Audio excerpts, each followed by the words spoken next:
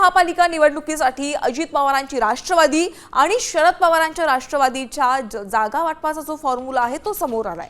बघा, अजित पवारांच्या राष्ट्रवादीला 110, शरद पवारांची राष्ट्रवादी 50 आणि 5 जागा इतर पक्षांना देण्यात आल्यात। घड्याळ आणि तुतारी या दोन्ही चिन्हावर पुणे महापालिका निवडणूक लढवली जाणार असल्याची माहिती अजित पवारांच्या राष्ट्रवादीचे राज्याचे प्रवक्ते विकास पासलकर यांनी दिली आहे।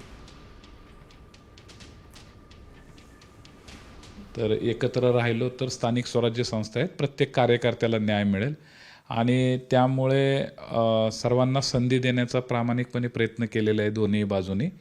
त्याच्यामुळं आता सामोरं जायचं आहे पुण्याच्या स्थानिक स्वराज्य संस्थेमध्ये भाजप विरुद्ध ही लढाई आहे आणि त्यामुळं पुणे शहर, पुणे जिल्हा या ठिकाणी पिंपरी चिंचवड आणि पुणे शहरामध्ये आम्ही सामोरं जाणार आहोत।